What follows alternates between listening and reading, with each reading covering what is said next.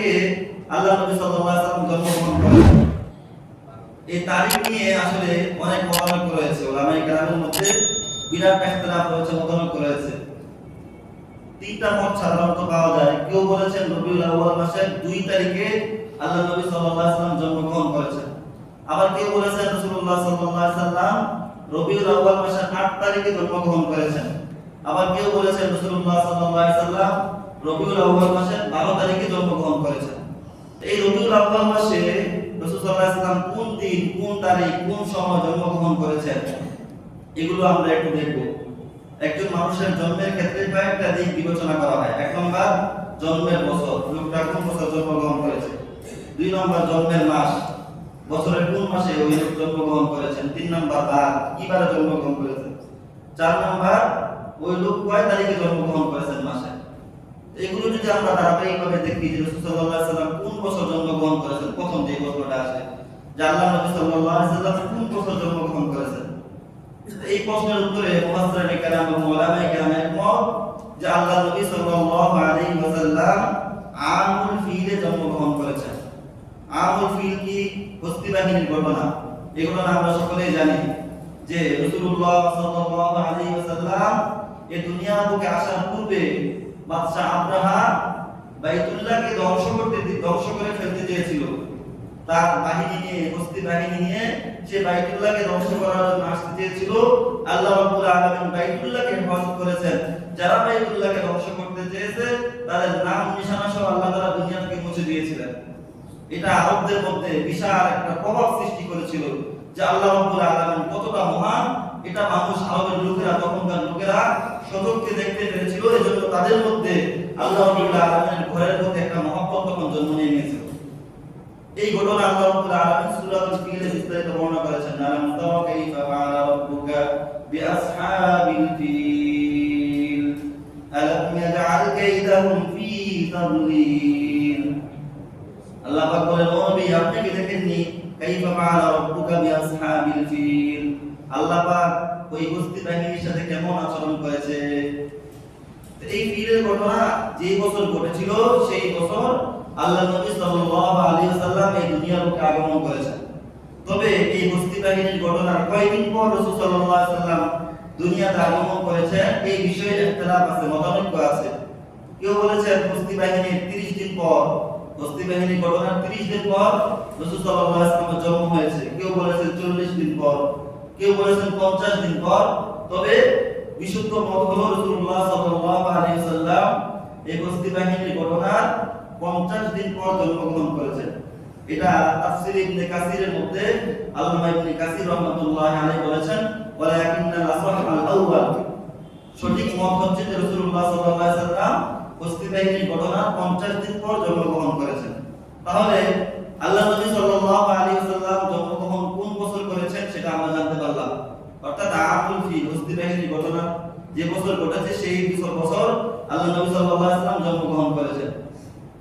দ্বিতীয়, আল্লাহ নবী সাল্লাল্লাহু আলাইহি ওয়াসাল্লাম হস্তি বাহিনীর ঘটনার যে বছর জন্মগ্রহণ করেছেন ওই বছর কোন মাসে জন্মগ্রহণ করেছেন সেটা হচ্ছে রবিউল আউয়াল মাস। এই বিষয়ে কোনো ইখতিলাফ নেই, রাসূল সাল্লাল্লাহু আলাইহি ওয়াসাল্লাম রবিউল আউয়াল মাসে জন্মগ্রহণ করেছেন। 3 নাম্বার, আল্লাহ নবী সাল্লাল্লাহু আলাইহি ওয়াসাল্লাম কি বারে জন্মগ্রহণ করেছেন। তো রাসূল সাল্লাল্লাহু আলাইহি ওয়াসাল্লাম কি বারে জন্মগ্রহণ করেছেন এটা হাদিস স্পষ্ট এর জবাব এসে গেছে। আল্লাহ নবী সাল্লাল্লাহু আলাইহি ওয়াসাল্লাম প্রতি সোমবার রোজা রাখতেন। সাহাবায়ে কেরাম জিজ্ঞেস করলেন, ইয়া রাসূলুল্লাহ, ইয়া হাবিবাল্লাহ, আপনি প্রতি সোমবার রোজা রাখেন কেন? রাসূলুল্লাহ সাল্লাল্লাহু আলাইহি ওয়াসাল্লাম বললেন, যালিকা ইয়াউমুল উলিদতু ফি, কারণ এই দিনে আমি জন্মগ্রহণ করেছি, এইজন্য আমি এই দিনে রোজা রাখি। তাহলে রাসূল সাল্লাল্লাহু আলাইহি ওয়াসাল্লাম কোন দিনে জন্মগ্রহণ করেছেন? সোমবার দিন রাসূল সাল্লাল্লাহু আলাইহি ওয়াসাল্লাম জন্মগ্রহণ করেছেন। তাহলে রাসূল সাল্লাল্লাহু আলাইহি ওয়াসাল্লাম আমুল ফিল, হস্তি বাহিনীর বছর, রবিউল আউয়াল মাস, সোমবার দিন রাসূল সাল্লাল্লাহু আলাইহি ওয়াসাল্লাম জন্মগ্রহণ করেছেন। এখন আসেন কোন তারিখে আল্লাহ নবী সাল্লাল্লাহু আলাইহি ওয়াসাল্লাম জন্মগ্রহণ করেছেন। এই তারিখ নিয়ে আসলে অনেক মতানৈক্য রয়েছে, উলামায়ে কেরামের মধ্যে বিরাট ইখতিলাফ রয়েছে, মতানৈক্য রয়েছে। তিনটা মত সাধারণত পাওয়া যায়। কেউ বলেছেন রবিউল আউয়াল মাসের 2 তারিখে আল্লাহ নবী সাল্লাল্লাহু আলাইহি ওয়াসাল্লাম জন্মগ্রহণ করেছেন। আবার কেউ বলেছেন রাসূলুল্লাহ সাল্লাল্লাহু আলাইহি ওয়াসাল্লাম রবিউল আউয়াল মাসের 8 তারিখে জন্মগ্রহণ করেছেন। আবার কেউ বলেছেন রাসূলুল্লাহ সাল্লাল্লাহু আলাইহি ওয়াসাল্লাম রবিউল আউয়াল মাসের 12 তারিখে জন্মগ্রহণ করেছেন।